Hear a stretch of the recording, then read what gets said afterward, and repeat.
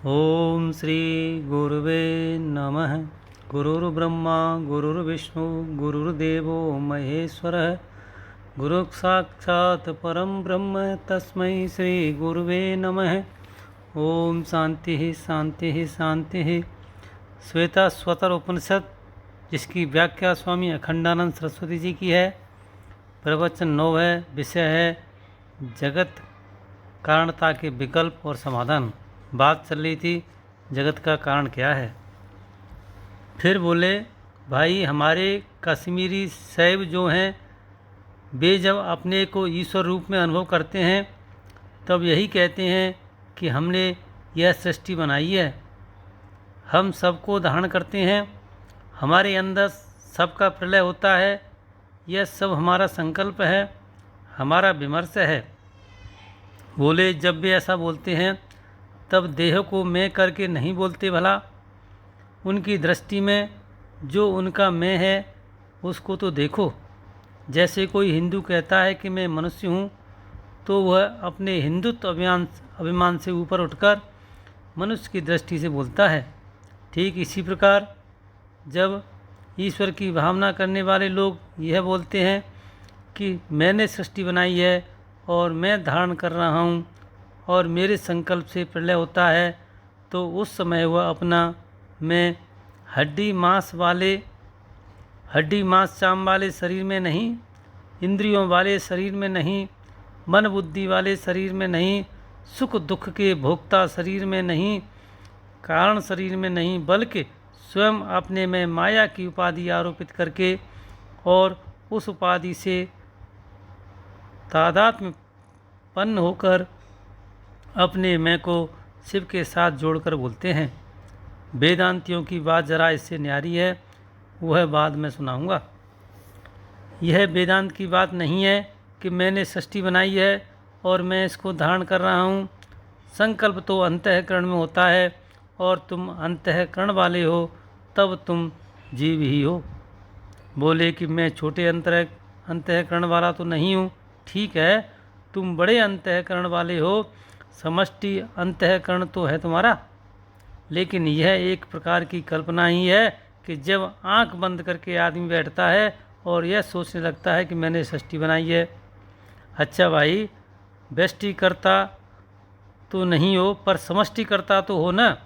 पर यह है आत्मा फिनीस है। आत्मा भी जो है अपना, यह भी सृष्टि बनाने में समर्थ नहीं है। क्यों? क्योंकि सुख दुख के जो हेतु है पाप पुण्य, इनको ये अपने में धारण किए हुए हैं। अब देखो, एक कहता है कि भाई सारा पसारा तो हमारा ही है। अच्छा, आपका ही है तो आपने संसार में सुख ही सुख बनाया है कि दुख भी बनाया है? बोले, भाई हमने तो दुख भी बनाया है, दुख भी तो भोगते हो ना। अरे मजबूर होकर दुख भोगना पड़ता है, कोई दुख चाहता थोड़ा ही है। संसार में सब लोग सुख चाहते हैं, कह दो कि हम सुख नहीं चाहते हैं। बोले, तुमको इसी में सुख मालूम पड़ता हो कि हम सुख नहीं चाहते हैं, इसलिए तुम सुख नहीं चाहते हो। चाह का निषेध हुआ ना, सुख का निषेध कहाँ हुआ? एक भक्त बोले कि बस हम तो दुख ही दुख चाहते हैं। बहुत बढ़िया, तुम्हारा क्या ख्याल है बतावें।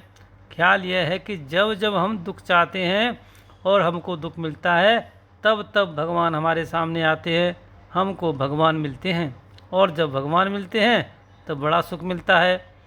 तुम दुख क्यों चाह रहे हो? दुख सुख स्वरूप इसलिए चाह रहे हो कि भगवान हमको मिलें और हम सुखी हों। मनुष्य के जीव का इष्ट सुख ही होता है, किसी भी मनुष्य के जीवन का इष्ट दुख नहीं होता है भला। यह जो भक्त लोग कहते हैं कि हमको दुख तो हो, दुख दो, ये जो भक्त लोग कहते हैं कि हमको दुख दो, तो उसका भी अर्थ होता है कि हे भगवान, अपने हाथ से दुख देने के लिए तुम आओ।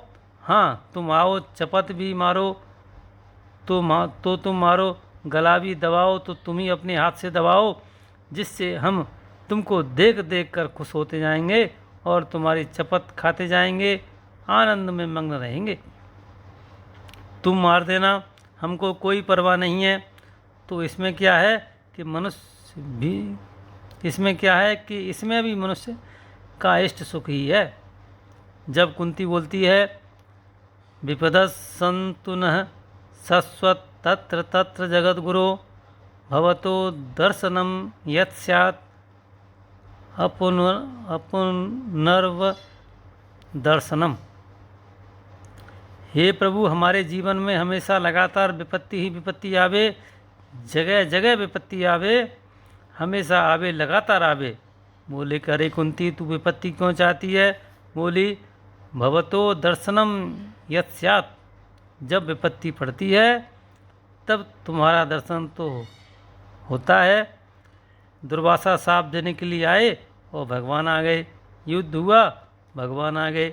इसका अर्थ ये हुआ कि भगवत प्राप्ति का जो परम सुख है उसकी प्राप्ति के लिए संसार में लोग छोटे छोटे दुख चाहते हैं, असल में दुख नहीं चाहते, यह सब सुख ही चाहते हैं। इसके साथ ही सत्संग को विराम करता हूँ। ओम शांति शांति शांति।